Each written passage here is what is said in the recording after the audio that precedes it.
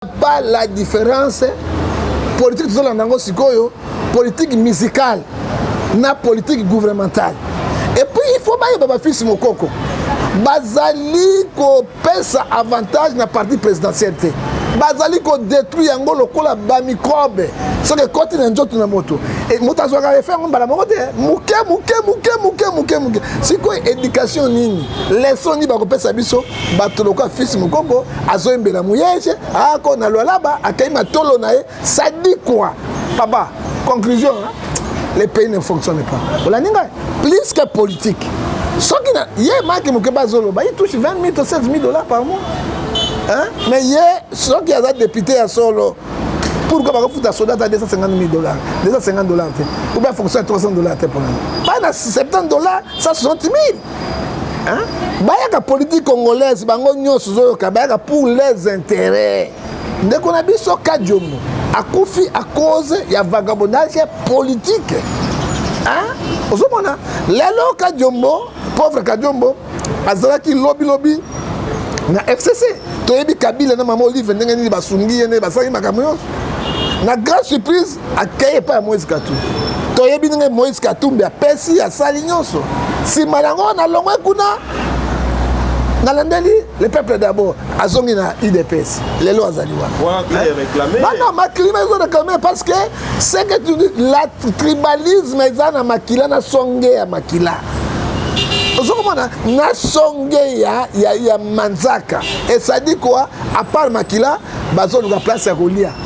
Parce que na côté on a la muka. Ma bébé si il y a lobby à l'andagambongo té. Ah papa. Motomo ya limemia. Il y a la ndambongo té mais Moussa ne salari. Nani a ko sala ala nda salaire té. Soda ni a ko sala Moussa va foutre salaire. Hein? On n'a pas les politiciens au Congo. Nous avons les gens qui cherchent leur propre intérêt. On n'a pas de députés crédibles. On n'a pas de sénateurs crédibles. Il faut dire la vérité. Hein?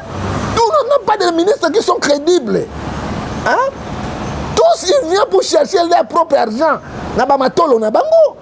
Hein? Mais il faut être comment ça côté la Kabila? Comment ça côté la Jean Pierre Bemba les lois a changé de position pas directement. A combien il a changé pas Moni Félix au Samala. A combien de temps on a Félix Azali Kobunda. Na malamu et combien noté. Faut dire la vérité. Moi dans la population. Hein? Na comment malamu ya Félix na courant. Na mai. Parce qu'il a promettre les biso biloko on va promettre ki biso. Bango baliaka ba boloko ba pemaka ba bikaka ba yebi peuple té. Lobby peuple ko voter bino. Cette fois-ci ba ko voter bino té. Bon ko voter bino té parce que toi yebi bizalaki na bino. OK? Ngai na zamo sai na zambe son prophète pasteur prophète du peuple. Nazo souffrir na population. Lobby dimanche na côté na carte d'église na bi souffrance na ngo. Bozali wana bo sala ke côté loi moko bo pesa ka peuple té. Bozo ba monument na bino ofele gratuitement. Hein? Na mituka ofele et bo na kombo ya peuple malo ba ko polo lolo. Mbalo yo lo ba to kufa boko polo lolo. Omani mbalo yo. Boko 4 se balé na poso nguba 2023. Mokolo munga kolela. Boko polo lolo. Toye bibino. Bokenaki la député na bino ba escroquerie. Bokenaki po boko sabato tous ces gens là papa bazé belé.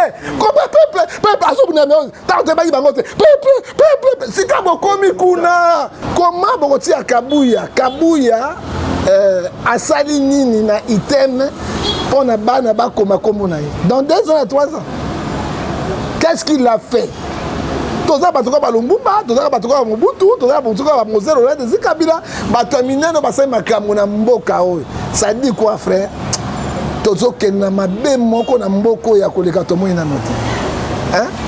Mais dans un exemple malamu, bon ti akabuya na baitem, akabuya moto to bona bato bapine na nzela, même le chef de l'état Tshisekedi d'Antoine, sur la couture embouteillage, jamais comme ça ordre batobola, bato bapine. Vous êtes comment Tshisekedi dit moi item wala bo akabuya. Hein? Attends Tshisekedi président de la République té.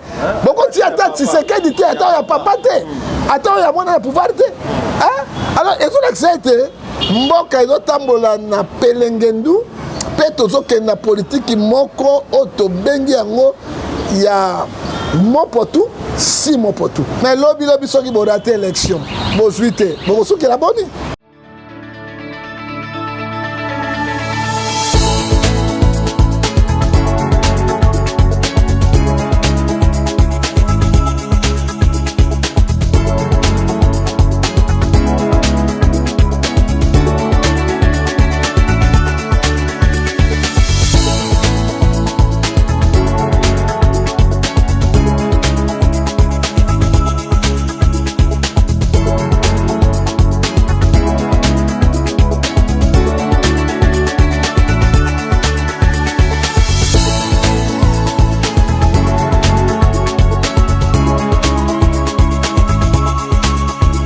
vous recommande la boutique La Londoloise. C'est Judith Londolé. Si vous voulez être classe, chic, être habillé, être admiré. Parole de Mopao Mokonzi.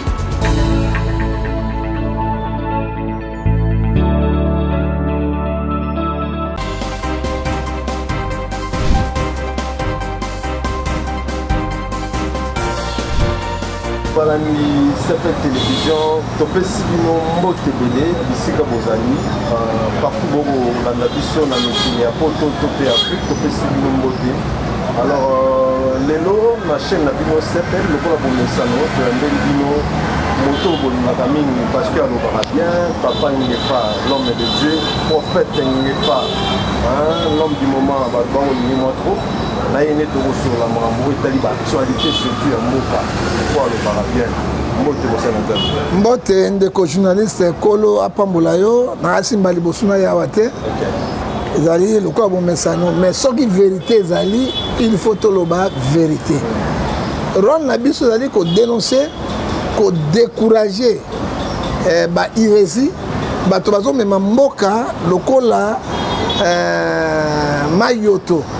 Alors là, nous, en tant que les Congolais, nous avons dit que nous avons critiqué les conditions de vie, donc quand même, Mboka et Zoua valeur, politique, la chose appelle valeur, et puis nous devons reconnaître les bisous. Justement sur ça, d'autres comme on a fils Mokoko, Azali, Moko et de pèse, bien que moi, je suis sustain la partie, mais j'ai toujours Moko et de pèse, aussi pour ça, la Sakara, Namoka, mais la mouillage. Biso ekamusi biso mouillage, il semble que Azam FCC, Nikolo na bango ko kela la bien te mer ko emela e mouillage à kozonga, mouillage fois zonga. Est-ce que vraiment tu peux permettre l'eau pour la politique na biso to ki na makambo la musique, makambo la théâtre, pour mon moto na kwiti, moto na ndenge azaleli ko sala mambo asali wa. Ndeko journaliste na kazi chaîne na bino za chaîne moko munene.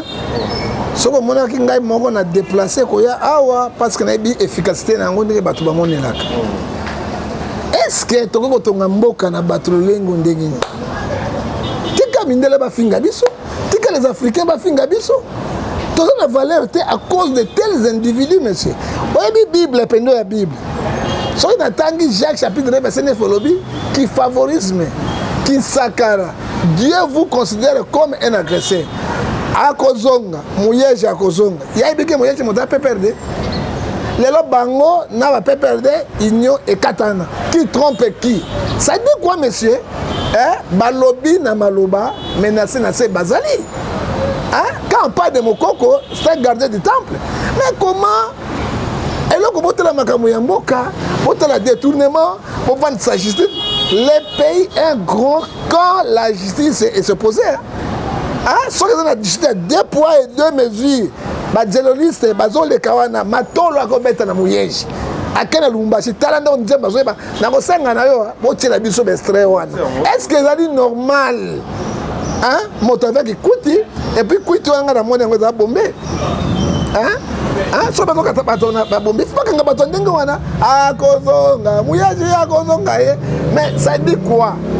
Est-ce que Mboka eko tambola na bato lenge wana mais bango babaki bango bato de pes bazali parti au pouvoir baye na réforme makambo ya kala tolongola yango fils mukoko ko sala moto na nzambe to benga ngo kisaka kaka ezali omoni il n'y a pas la différence politique to la nango sikoyo politique musicale na politique gouvernementale et puis il faut baye baba fils mukoko bazali ko pesa avantage na parti présidentiel te bazali ko détruire yango lokola ba microbe so que côté na njoto na moto et moto azwaka refaire mbala moko te muke siko éducation nini leçon ni ba ko pesa biso bato lokola fils mukoko azoembela muyege ako na lolaba akaima tolo na ye ça dit quoi papa conclusion les pays ne fonctionnent pas. Conclusion, les pays ne fonctionnent pas. Parce que ceux qui pensent Mopaya, ton moutoua, télémi, à mon réaction,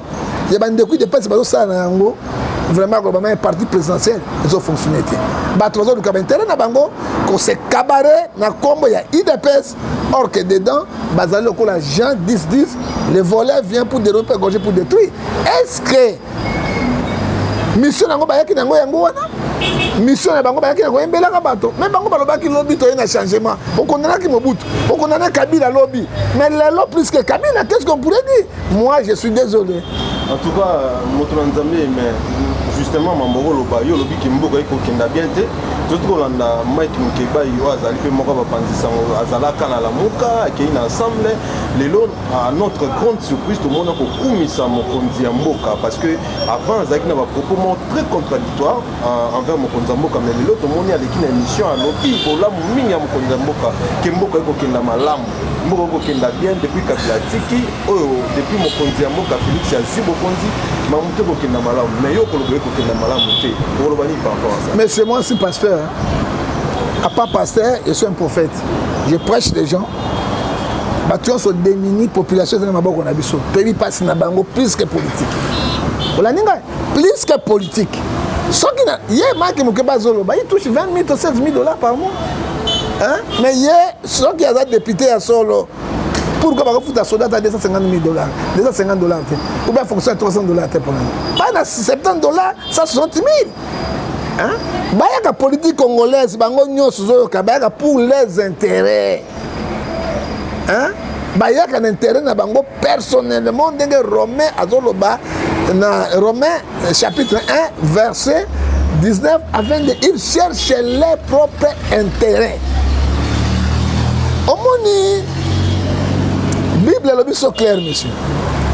Parce que la Bible c'est notre constitution.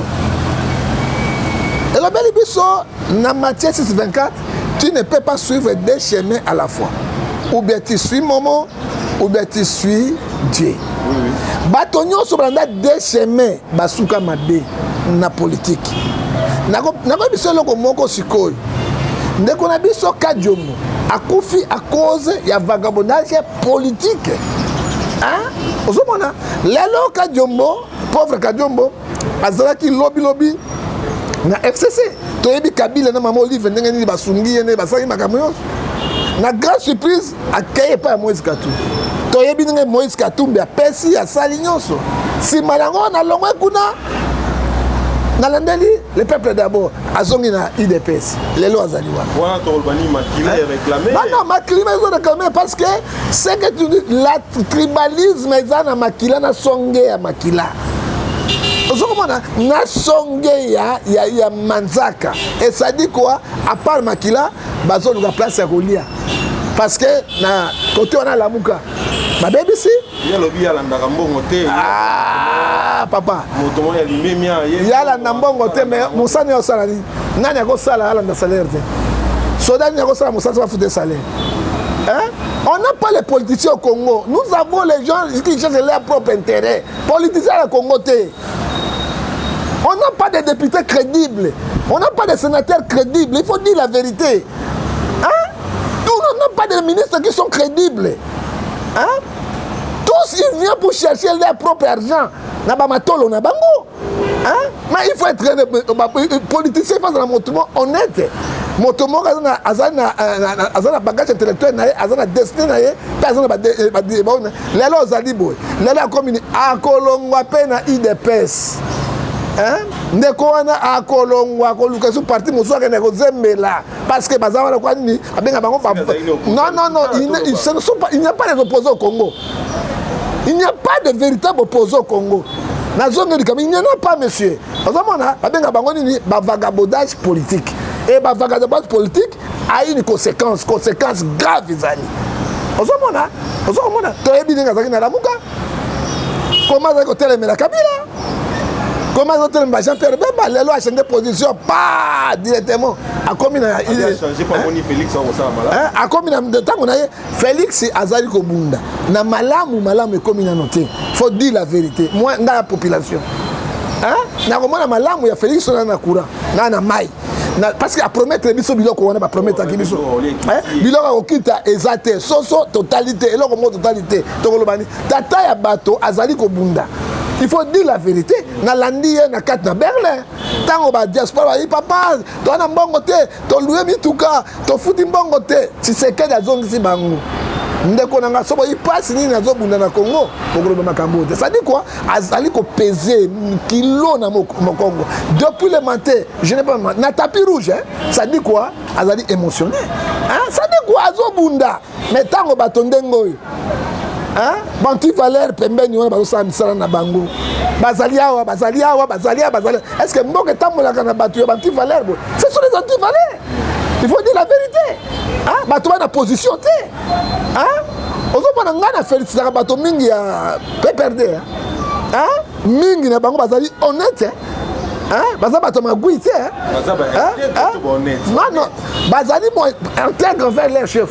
Motoko Bochabe azali moluba alongwa te hein. Motoko Elobe Kimbuta atakwa azali na Kabila bakoko nyange bazali José Makilas na équatorien azongi pas bemba te azali toujours na Kabila hein. Hein? Ce sont les gens honnêtes. Bazalina confiance dans le chef ou à Bango, à Sali Bango. Bazota la 2023 et le René collègue. Mais oh yabino oh awa, les lozali dans 3 mois, au Chanel de 4 partis politiques. Ozo Lukelani. Mais sinon les gens même députés en yabino, le Parlement, ils ne cherchent pas l'intérêt de la population. Hein? Ils ne cherchent pas les intérêts de la population. Intérêt de la motion de Bango. Bango baliaka, boloko, pemaka, bikaka, bayebi peuple te. Lobby peuple a voté bino. Cette fois-ci, on va voter bino te. Bon, on vote bino te parce que tu as mis bizalé bino. Ok? Ngai nazali mosai nazambe je suis un prophète pasteur prophète du peuple.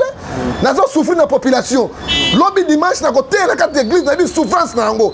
Bozali wana bosala ke côté loi moko bo pesa ka peuple te.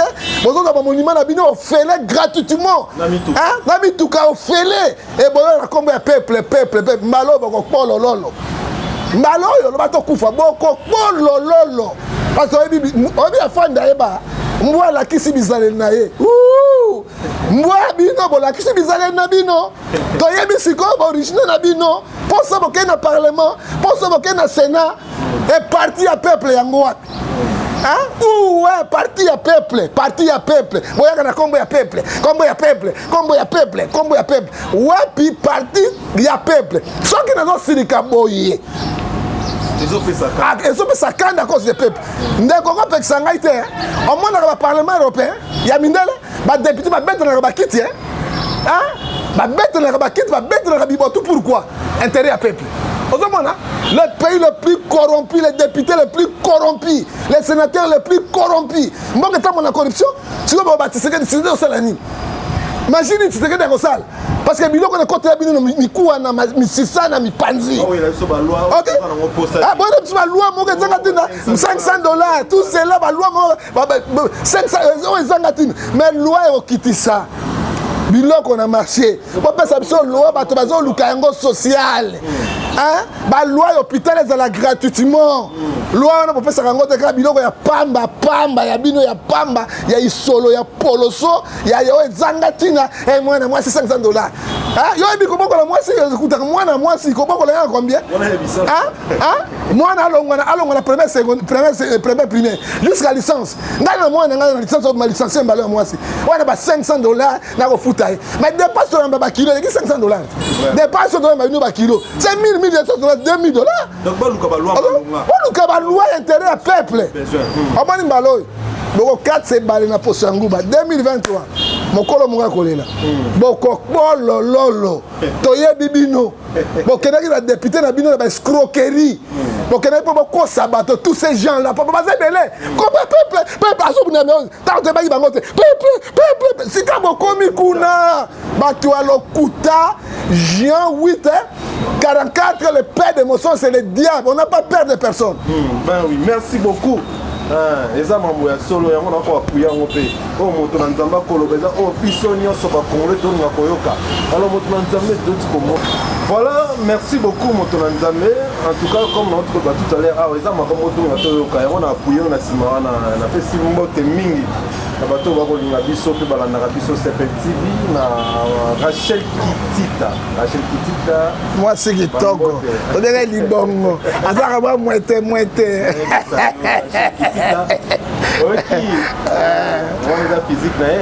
mais quel a mon ambassade qui il faut qu'on puisse s'engoter papa et ça c'est là ma bête donc les souvenirs toi même D'ailleurs, moi, on a monté ici quand vous allez, vous avez un peu de yo. Alors, vous savez, nous avons tout comme on a un item awa. Bateli biso kombo kabuya. Tumito yeba. Ba malula bazali. Ba mosengo bazali. Ba mobutu bazali. Ba mikonza minene oba leka basala histoire na mboka oba bazali. Ba kotila biso kombo kabuya na ebite. Emsu kabuya sali makambo minene na politika mboka na biso bateli biso kombo na item. Yemi balé tout comme on a kabundi a communiqué au Panzani comme bina batu. Na ebite est-ce que ça rôle na ye? Tout ça rôle na ye te peuple coller la population coller la tongo pourquoi? On kota mutu ka kabundi so monné ma tobo ba bina pour na ya ngota ordre. Yo etake molobeli ya peuple. Parole au Roba. Messieurs les journalistes, tous les bilini wana nyonso. Et ça peut ça passe même. Mais balobaka boko mesanati. Au moins, Bolongoli Saint-Pierre Bilamba, Bolongoli Saint-Paul, Bossa et Logoté, ce sont les disciples de Jésus.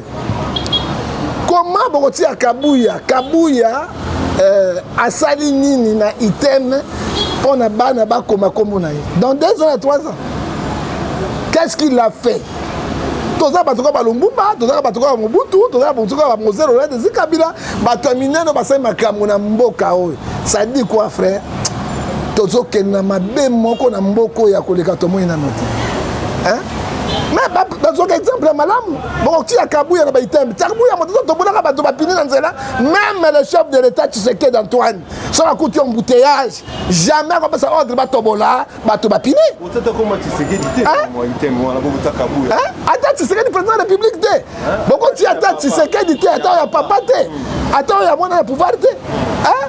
Alors et son excès mboka ezotambola na pelengendu pe tozokende na politiki moko oyo tobengi yango ya mopotu si mopotu oyo tosala tolingi mais lobi soki borate élection bozwi te bokosukela boni monsieur tondimaki na ota bato ba John Lumbi bakimi mboka oyo mais tant que ba John Lumbi bakuti na ndako John Lumbi bibembe ya bato asa morke na kati ya ndako na ça dit quoi mokili ya mbanga taba bandeko soko bengi pe bange falo sako aloba mbangu pema bozo welela na nani bozo welela nani alors pesi ngai na émotion na mawa na soni tozoyeba te kabundi bakobenga ye Saddam Hussein bakobenga Saddam Hussein na façon nini mais lui il est civil il est civil Saddam Hussein azali soda oyo mpe Mobutu azali mpe soda mais on ne sait pas tozokendele wapi mpe tokosukela na conclusion ezali mawa na pasi mpe na soni parce que bilili wana na internet otambola monde mobimba maintenant communauté internationale akoconsidere Congoni pays ezali kovivre oyo ezali koexiste ou bien pays ya bazengle. Je termine par là. Merci beaucoup. Ndenge tobandaki koloba makambo ya John Numbi bakangie toloba nini merci na FARDC tobeta maboko na service de renseignement ou bamoni na minduki. Est-ce que John Numbi azalaki na idée kosala rébellion azalaki na idée non azalaki na idée ya coup d'état azalaki ko menacer pouvoir en place quand tu menaces le gouvernement ozo menacer chef de l'état ozo mona azalaki déjà mutu moko très dangereux. John Numbi alinga sala coup esaki na Mali ozo mona mais nzambe na service de renseignement na bango moko bakondi bakei. Comment un John Numbi tolobaki un assassin? John Numbi toloba awa c'est un meurtrier. Bible ezolobisa biso na Apocalypse verset 10 makila ezokolekama likolo na nzambe.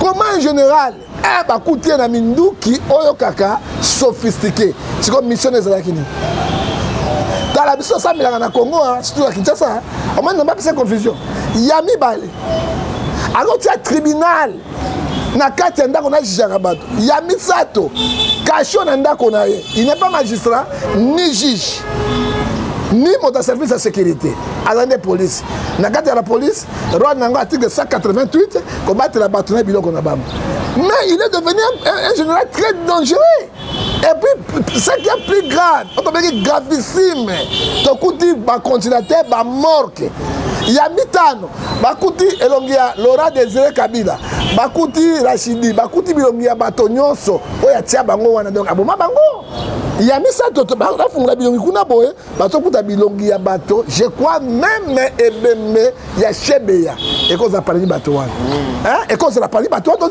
la police scientifique ba pesa biso directive nous demandons à ça les crimes contre l'humanité inacceptable inhumain hein moi qui on est dans comité international bato droits de l'homme mais parlement bango ba kendera ko $20,000 c'est pas siéger na yango hein. Et ça fait et ça là et quand mboka nyonso akozala ba ko sa John Lumbi awa et puis deux John Lumbi n'est pas président de la République, il n'est pas premier ministre, chef de gouvernement, il n'est pas président Sénat ou député, assimbi ba document ya l'état, secret de l'état, akosimbi yango na sens nini. Dans le sens nini, lui le général, attendez pour nous passer kimia, pour nous battre la bateau, na peuple na biloko na bango. Comment ko simba ba dossier sensible. Le président de la République est un dossier sensible. Il y a un assassinat. Tout le monde a koufa, tout le monde a bangoté. Ça dit quoi? Régime Kabila, régime sanguinaire.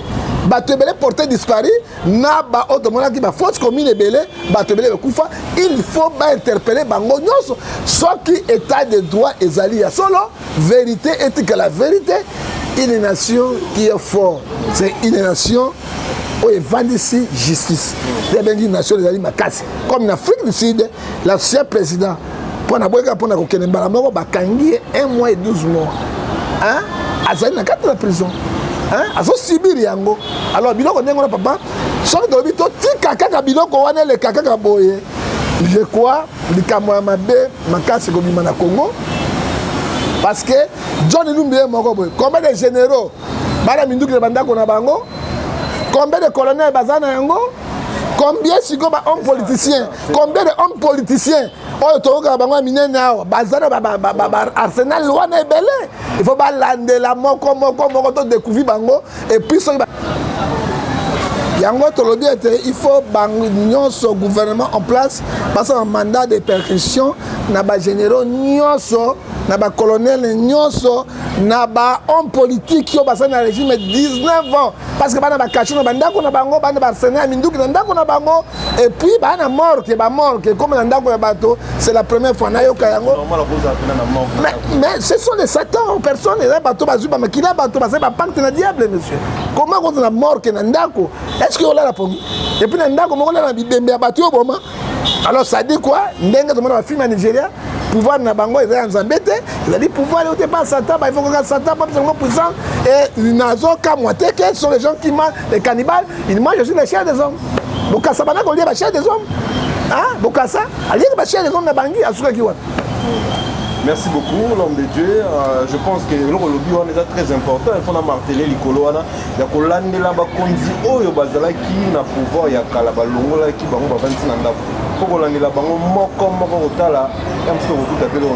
des alliés belés. Wakizaki Lubero. Mais le lot de l'homme, c'est un Congolais. Mais mort que nous alors, homme de Dieu, population qui est là, ils ont un moment où poto, abinga ebisinga papa. Il y a un problème. Il y a une chaîne de télévision à Kinshasa pour aller dénoncer les gens qui sont ana bengi journaliste moko mususu bato batala pour na éviter otala ba Congo mais ici a dénoncé lenga aboya $50,000 muso $5,500 alors na éviter na ba journaliste na ba compte ya chaîne ko bato ayoka na bino bato ayoka est-ce que so mutana likambo moto azali patriote bolo bana Congo ya peuple est-ce qu'il faut aussi quelque chose si bon so ki moto azana moto ko bon ndeko nécessairement il faut que la vérité matériel ba chaîne ba caméra bato ezotambola na mbongo ya solo mais tango yo ndimi kosunga bato tala be possibilité bato mais on doit mona lo motana na mwa likambo na ye yo senga ye $500 pour le belango 10 minutes $500 pour le belango 20 minutes on senga $1,500 c'est l'escroquerie mais bozo bana kombo ya peuple. Bon peuple yango bozo benga ba mbongo ebele boye ba misuba ko zwa mbongo yango wapi est-ce que bi salaire na porte sur na $1,500 €2,000 kayu ya solo ba yo senga moto $1,500 afuta ndako courant assurance biloko to ko zwa mbongo wapi awa na Congo moto sa matembele ana likamone pour dénoncer $500. À cause $500 ça fait 1 million de francs congolais. À cause de yango wapi tandis que ba futa moto wa 160 000. Alors biloko musumu ba patron à chaîne botela ka biloko wana. Boye na kombo ya peuple bozo escroquer peuple. Ezali malamu te. Na ba journaliste bozo escroquer peuple ezali malamu te.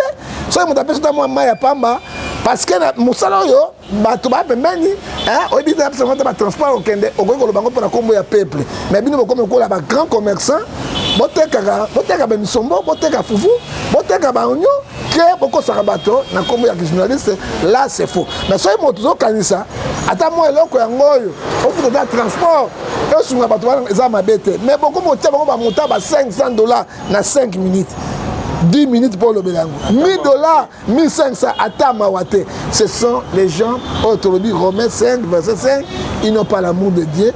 On veut les hommes. Alors, à l'homme de Dieu, tout comme presque la sous-émission à Bisso, tout le monde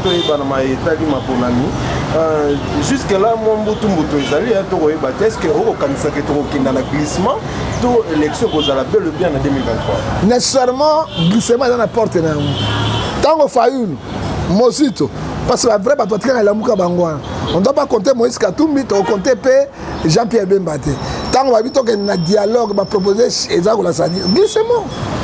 Et tant qu'on va un dialogue avec Olasani. Pour Kabila Saki Yango, Bango peut pas compter dans le cadre, il va profiter, il va faire Mbongo, va préparer l'élection. Ça dit quoi? Tout respecter la Constitution. Mboka etambolaka na respect à la Constitution, na règlement d'ordre intérieur na Yango, na respect à la test. On est en Mboka. So ba mandika réunion sur kaka tout ça la boy pas bino yanga di parti. Li parti. Bonjour Congo démocratique wa di parti moka di parti boye. Hein? Wa okabula ka ba richesse na bino. Boko sa kombo ya peuple. Fini la récréation. Tant Kabila céda ki yango boyokani 2023 token de kaka en élection que le meilleur gagne. Mais pas de tricherie. Hein? Na ba député corrompu. Hein? Na ba sénateur corrompu, na ne pas tirer battu na ba corruption parce que peuple 2023 ils allaient fin histoire parce que peuple à côté à moto malheureusement même ceux qui peuple voter mutu. Est-ce que bato ba bango à cause il y a crise aux akanakata seni hein seni moto ti mboko na crise monene mais ndanga zo monela tozo que na glissement mais peuple kolingate ndesika mabe et kokoyana parce que peuple a tant souffert. Tout ce qui est na social ya ba congolais ba congolais ba la bilo ba la kaki ba moti ko kitana moti ekitité déjà pour te communiquer pour bonga mais c'est mati sur mata hein moto na nzambe mekana ko lobela siko pena litungulo bazo lona il fait mata na 1000 francs mosombo comme 1500 hein balaki soso balaki biloko yena noté mais ce rôle il y a ministre et économie ni papa donc on peut ça ordre yango bino bazaka na biro na bino hein biloko zo mata jour au jour et promesse mo kondamboka la kaibiso et comme na noté c'est comme critique na yango mais ngana kondima soki biloko okita parce que eloko mongo na Congo ekita te soki mathématique libéra même Caribé soki mathématique libéra ekita te ça dit quoi peuple zo souffrir est-ce que peuple to $100 je ne crois pas hein yango to bina ba konzi Ézéchiel 36 verset 26 bozwa mitema ya sika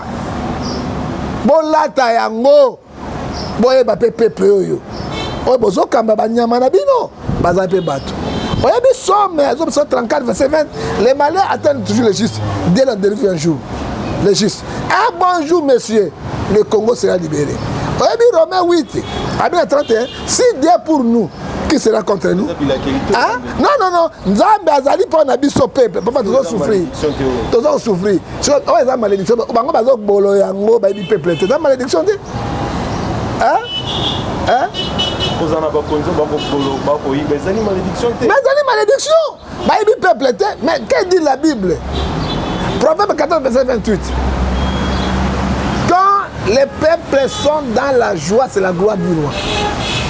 Quand les peuples sont dans la ruine, c'est le malheur du roi. Si le peuple est dans la ruine, les députés, tala va comment bouminen. Tala, soit comment ils vont parler ma kuna, na yebite pongi na pongi. Ba sénateur, hein? président Sénat, il faut donner $100,000 par mois, mais un officier supérieur armé doit $100, 200 000. Hein? Un ministre, salaire nettoyé baraté. Mais il faut un fonctionnaire, 160 000, ça fait $70. Et ça, malédiction, hein? Et pourtant, tu as la constitution de la République. Papa, tu as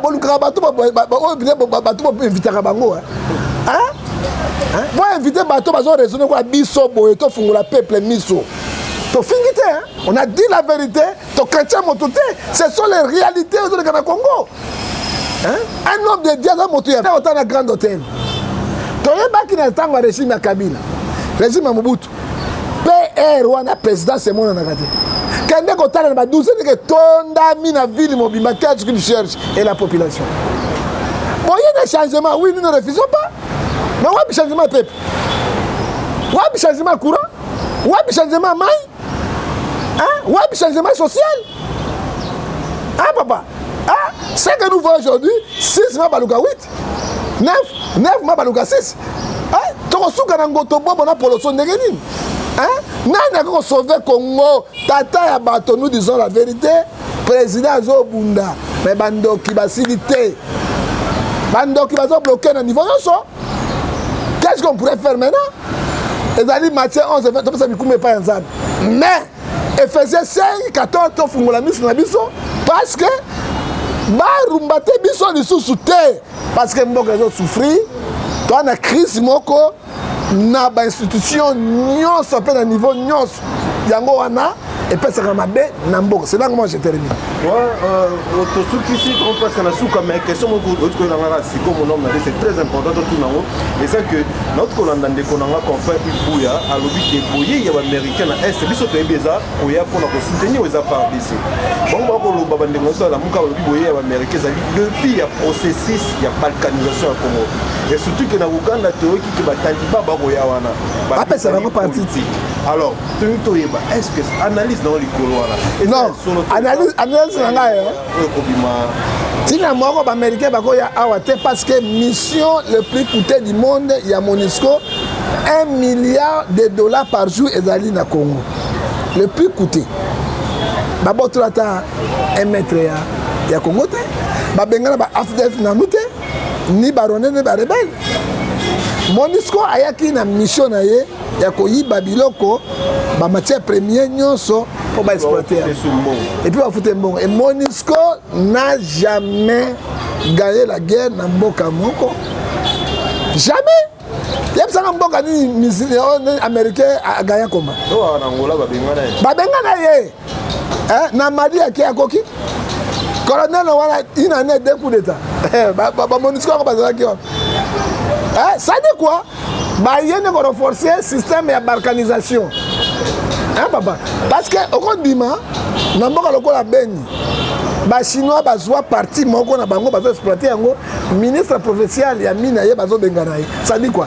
Et le pays vendit? Les territoires n'habitent pas. Nous avons des sur côté de Bandaka. Ils ont 50 000 hectares. Ils ont pétrole les alliés, diamants les alliés. Or ezali, cobalt ezali, bois rouge ezali, mais balobi mutumo akoma kuna te, basomba pas ya banani. Na parlement, mbongo ekota wapi, on n'arrive pas à comprendre. Parti, pays congolais déjà ezali vendu. Mais biso nous ne savons pas. Ce que je te dis, vérité, à ta homme de Dieu, comment la basankusu, nangambo basankusu ti 500 hectares, ezali sous ya ba congolais. Le quoi est-ce que les Congolais les Américains processus de balkanisation. Bandeko Balandi, Topesi Bino, merci. Nanim Bolandi, Bissou Zalagi Abino, Alexis Ouechi, joker de la presse. Namotonan Nzambe, le prophète Ngefa. Mana Bopinga, l'homme du moment. L'homme du moment. En tout cas, merci beaucoup, mon Seigneur Nzambe. Alors, Bandeko Balandi, Napesi, merci. Na équipe technique Mobima, on a la Luzolo. Luzolo, la coordination. Merci beaucoup, Luzolo. Merci, na Joseph. Merci, na Merveille Loukeba. Merci, na Bino. Pour la Libiso, Botswana.